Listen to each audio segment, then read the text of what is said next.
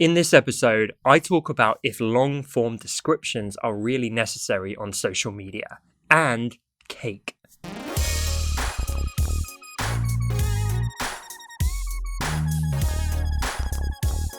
Welcome to episode 105 of the Honest Entrepreneur Show, where I help creatives like you to master your marketing. My name's Tom Ross, and let's get into it. So today was a really cool day. If you watched my Instagram stories recently, you would have seen that I actually gave some business mentoring to my friend's 8-year-old nephew. And this kid was incredible. His name, ironically, was Thomas, and his mum brought him into our offices. We kind of put on a bit of a thing for him, and he seemed to really enjoy it. And so it was a ton of fun. But honestly, this kid, he's going to be like the next Elon Musk or something. Maybe less weird, but in terms of success, he's 8 years old. He's doing stuff that I wasn't doing until I was like 12 or 13. So it was a weird nostalgia trip. It was like looking in a mirror from the past, but he's just that much ahead of the curve from where I was. I said to him, when you're my age, you're going to be crushing it. This question is from Amita. I can't write long captions every time I post on Instagram. My skill, and the thing I love, is making art, not writing.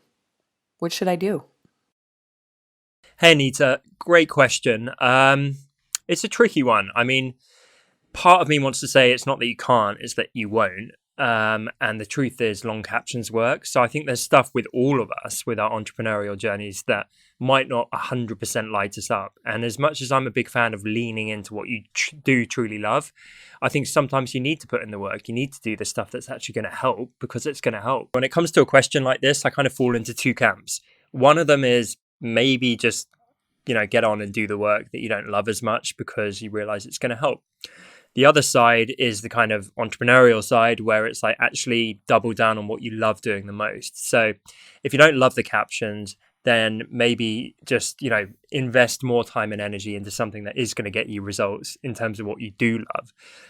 I think there's truth in both, but honestly, the more people I talk to, I realize we each have our unique angles. So just because I believe long descriptions work, and they do, doesn't mean you need to apply that cookie cutter approach to what you're actually doing.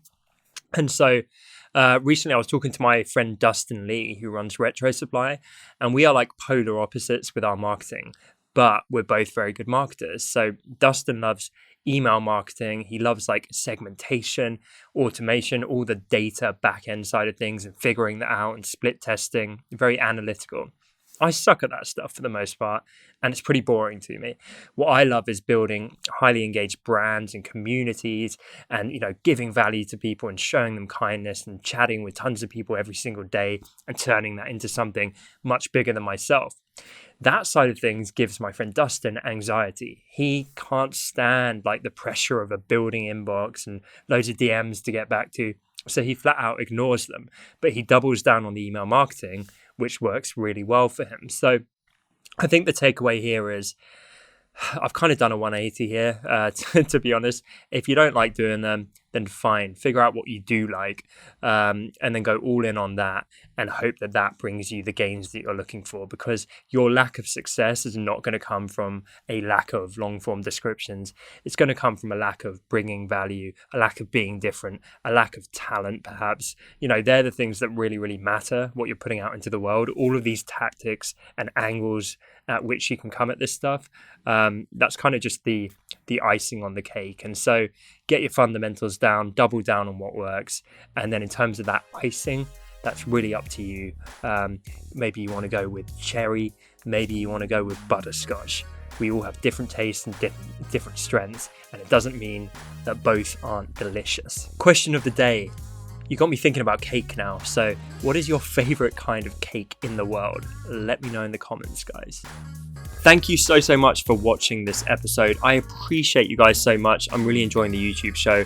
If you are too, then be sure to hit the subscribe icon and tick the little bell to get notifications when I post new content on this platform.